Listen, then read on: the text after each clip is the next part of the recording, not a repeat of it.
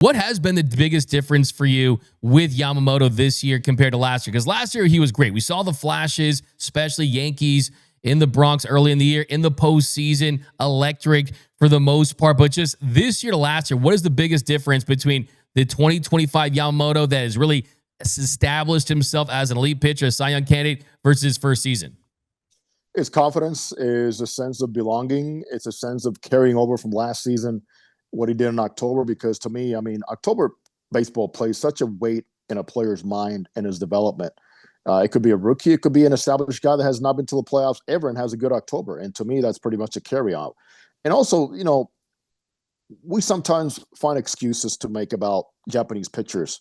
The tackiness of the baseball is not here in the big leagues. The mound slope is a little bit different. Even the mound consistency and the way it's built is different. But all those things are gone. He is now used to what he needs to do in the big leagues.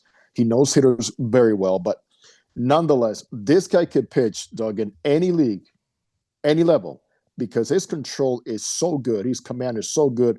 Great mound presence. And also, keep an eye on his timing and how he offsets a lot of hitters by the way he uses a clock. That's another issue, too, that he's understanding about. Without a delivery that's so common for guys, he does not lift that leg up. He has no big leg kick, does not push off. He is up and running and firing away. But, man, I'm telling you, and I told this to Yamamoto the other day, I say, hey, Yoshi, you'd be a great dart player.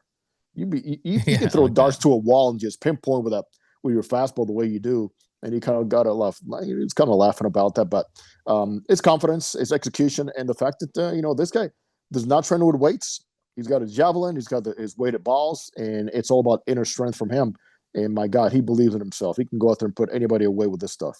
I love that. Yeah, Mookie can bowl. Yamamoto can play darts. Jack Dry can do Rubik's Cubes. All these guys have all these talents, but thankfully their best talent is baseball. But you mentioned that. I mean, 2.03 runs per start for him. Mm-hmm. That is the lowest among all MLB qualifiers.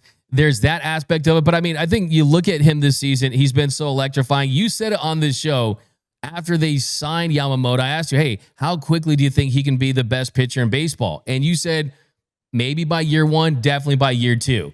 And a lot of people are like, wow, really? I mean, those are high expectations. But now, clearly, we know that you know ball, and clearly that is happening right now. Now, another Japanese pitcher goes tonight. That's Roki Sasaki. And It's been really fun to just watch the development of him. I mean, he's getting his big league debuts in the show, not at the AAA level, right? I mean, just being thrust into action as a rookie cannot be easy. He's had his ups and downs. What I like about Roki Sasaki is you're starting to see 5 innings per start. How important do you think that is to him to, hey, forget the results, forget how many strikeouts, how many swing and misses, just to go out there and give this team 5-6 innings and just be a contributor like that? How big do you think that is for Roki in his development? I think right now he should be thinking 6 or 7 innings, because he is able now to fill the zone a little bit better and not just get ahead with his fastball, but he's got that slider that gets over very nicely. Obviously, we know he's got the tumbling or non-tumbling splitter that looks like a forkball sometimes. It looks like a knuckleball sometimes. And also the confidence level. I think earlier, we saw him throw 101, 100, the first batter he faced in the big leagues, over in Tokyo. Since then, you can see that he kind of backed up a little bit more in the velocity because he was a little wild. But there's times when his fastball has so much run to this arm side against righties, especially, that he is now able to at least go out there and say, I'm going to start it in the outer half so it runs back in either to the inside part for a strike or to the middle to get ahead. Slaughter, he flips it out there and surprises a lot of guys, and you have to respect the velocity, and that's one thing. He does have it. It's in his back pocket, but I think I like that he's not forcing the issue as much with the strikeouts. If you get caught up in that, there's going to be way too many deep counts, and before you know it, you're done by the 4th inning or the 5th inning. So I would like to see him go out there and find more 0-1s, because no matter what, Doug, pitchers have a reputation. He brought it from Japan. He still is just scratching the surface. I am telling you right now, he is not pitching with the confidence that we're going to see later on, but he's getting there because the stuff plays well. The velocity is going to get better. I guarantee you that. The consistency in the strikes is going to get better because the stuff plays so well. But he can't pitch to the names in the back of the uniforms. He's got to pitch with his own strength and forget sometimes about scouting reports and see what works for you. But my goodness, you talk about a baby. I mean, 23 years old, just getting his feet wet. And yes, he brought the credentials of perfect games and the strikeouts from Japan, but this is very different. He's way different, not as polished as Yamamoto, as I mentioned back in spring training. Nonetheless, he wants it really badly. He knows he's surrounded by great resources. He's applying that very well, but I think it's sometimes just forget the scouting, trust your stuff, and sometimes just let it go.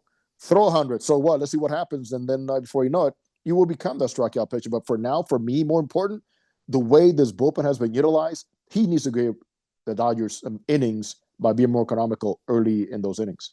Yeah, and you look at him going out there, you mentioned the fastball. I think that was kind of the one thing people were hoping to see. Oh, we want to see 100-mile-per-hour heaters and 102 on the gun, and kind of just wanting to see that early on. And like you mentioned, we did see that in Tokyo at his first strikeout, just upper 90s, triple digits. And he's averaging 96.1 miles per hour on the heater, which most pitchers would love to have that level of velocity. But what do you make of that? Is it, hey, I could take the Ferrari, but I'm taking the Porsche type thing? Or it's like, is it kind of like I'm just doing that to have more command and stay in the zone? Do you think he can go in there and get triple digits if he wanted to? I think he can. Sometimes don't forget about the McLaren either. So I saw the McLaren lid. That's a fresh hat, Jose. He's got it out there. I mean, by the way, the P1. Zach Brown, big fan of the Dodgers, Mr. McLaren himself. I like it. Hey, but you know what, for Sasaki, I also think that Austin Barnes and Will Smith are kind of finding a way to balance things out.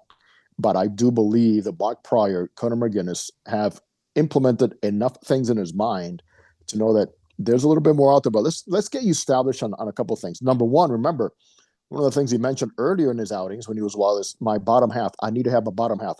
This guy, and I think I sent you the picture, this guy can get as low as anybody to push off. And his body looks like 6'6". He's not 6'6", but the way his legs are composed and the way that he's built, his push-up is so important for consistency in the arm release, in velocity, and staying behind the ball. But I'm glad he recognizes that it's not just about the arm and release and extension, which is very good, the extension is, but about his bottom half. Needs to be consistent, repeat it, feel the zone.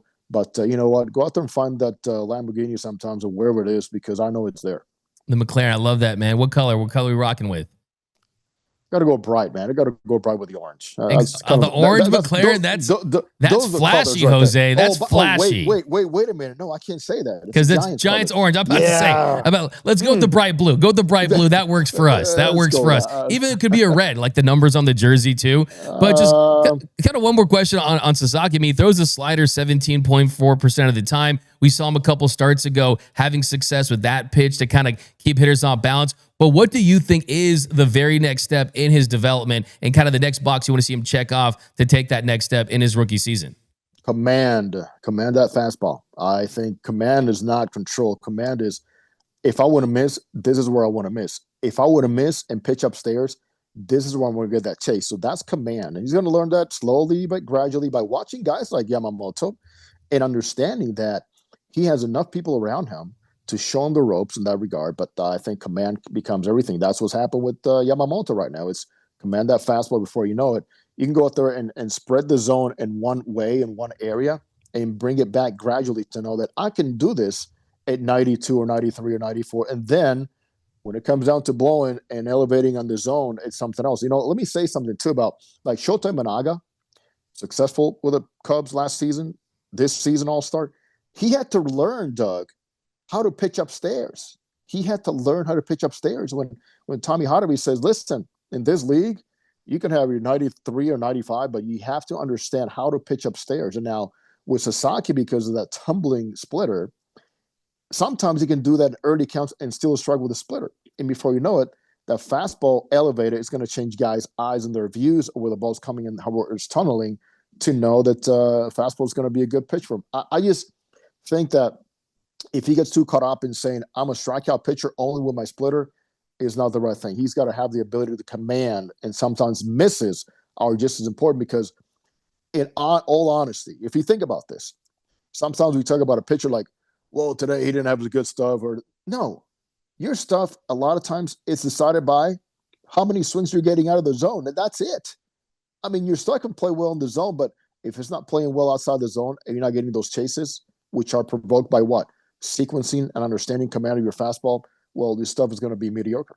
Yeah, that's why. I mean, if you want to be the man, you have to have the command, right? I think if you just get a little improvement in the command, the splitter that's so special. I mean, sub 500 RPM splitter that kind of works like a knuckleball. The one you're pointing out to me when he threw it to Ozuna and Ozuna was looking at it, he was kind of looking like, what the heck was that? I never seen anything like that. So I still feel like the flashes are there. I think he's special. You mentioned just kind of the emotion of it. I love the fact that, hey, after he didn't have his best start, he did look like he was showing some emotion because he cares and he wants to be great. He wants to be the best pitcher in the world. And I still think that that's in the cards and the potential still here with that. Now,